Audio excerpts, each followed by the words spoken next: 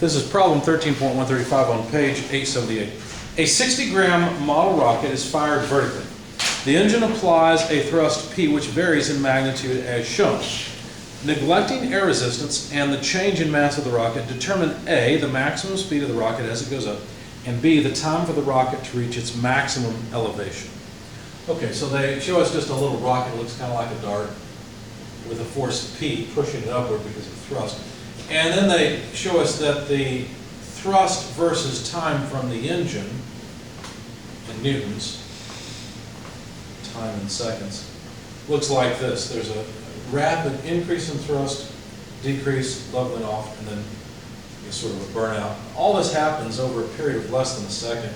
The maximum thrust ends up being 13 newtons. The consistent thrust is at 5 newtons. The peak is at 0.2 seconds.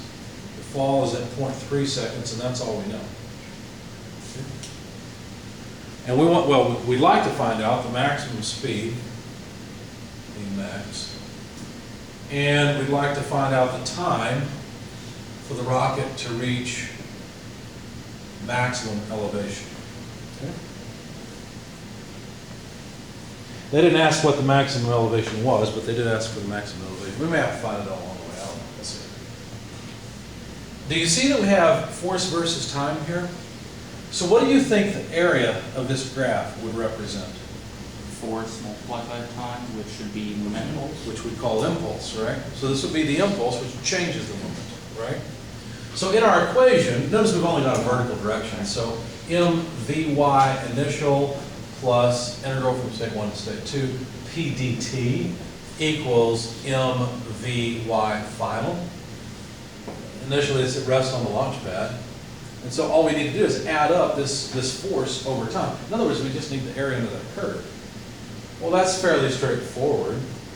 Let's see. Let me do it in 3 parts. We'll take the time from 0 to 0.2 seconds. That area is just the area of a triangle. It's just 0.2, the base, multiplied by the height, 13, divided by 2. Of course, this is 0.1 times 13, so that's 1.3.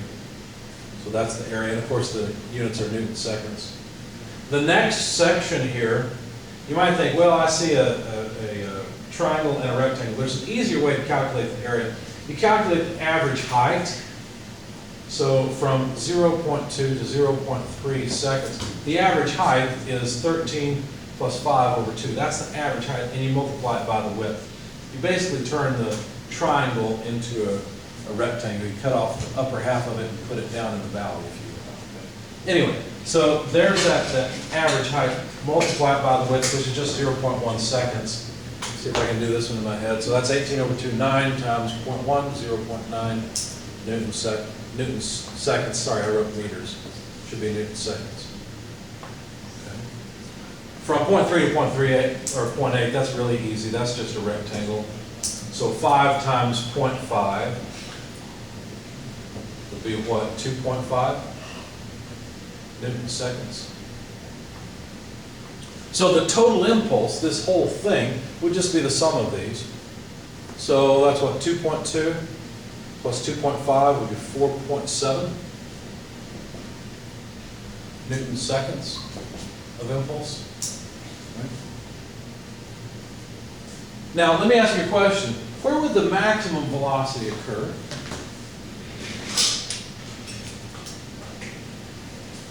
Be careful, don't let your intuition trick you. If you keep adding impulse, what happens to momentum? It goes up. That's what the equation says. So the more impulse we have, even though it's at a lower force level, will still increase the momentum. So right there, at 0.8 seconds, that's when the maximum velocity occurs. Right? So that maximum velocity occurs right here. And their question was, how much was it? Well, all we have to do is take the final velocity, or that maximum velocity, and take the 4.7 Newton seconds of impulse and divide it by the mass. And the mass is just what, 60 grams? So 0.06 kilograms.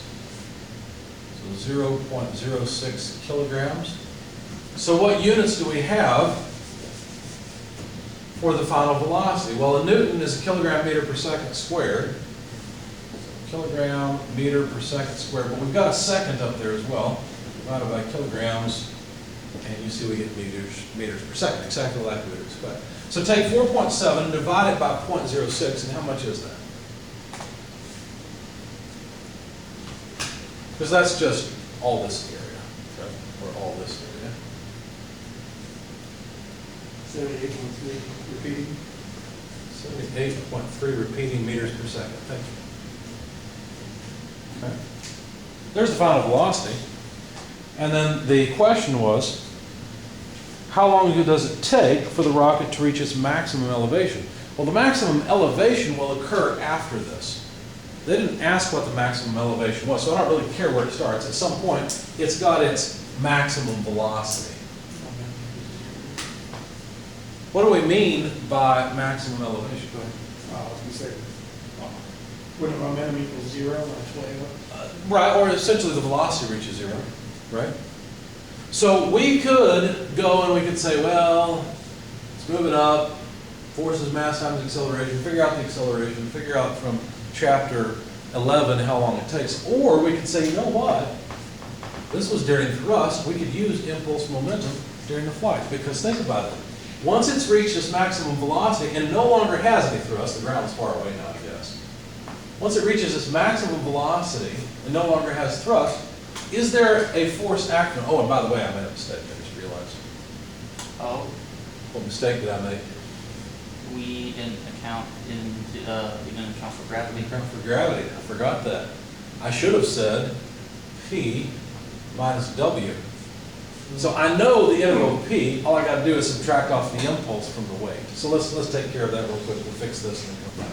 So the impulse of the weight would be minus W dt, of course the weight. And did we figure out, no, we've got time right there. Okay.